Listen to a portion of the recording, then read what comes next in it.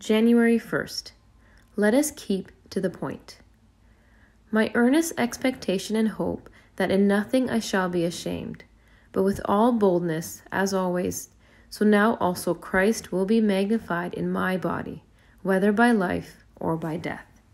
Philippians 1:20. My utmost for his highest. My earnest expectation and hope that in nothing I shall be ashamed. We will all feel very much ashamed if we do not yield to Jesus the areas of our lives he has asked us to yield to him. It's as if Paul were saying, my determined purpose is to be my utmost for his highest, my best for his glory. To reach that level of determination is a matter of the will, not of debate or reasoning.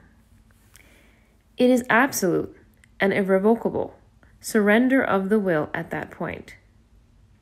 An undue amount of thought and consideration for ourselves is what keeps us from making that decision, although we cover it up with the pretense that is others we are considering.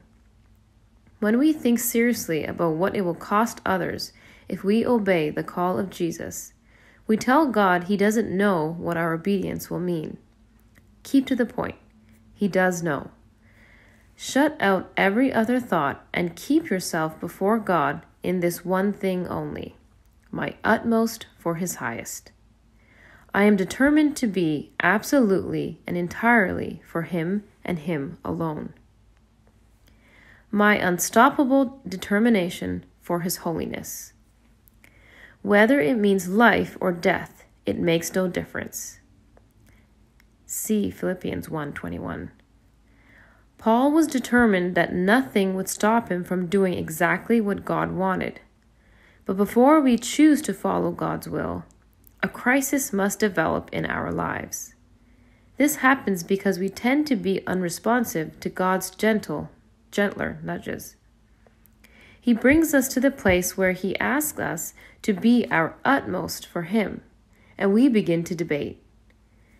He then providentially produces a crisis where we have to decide for or against. That moment becomes a great crossroads in our lives. If a crisis has come to you on any front, surrender your will to Jesus, absolutely and irrevocably.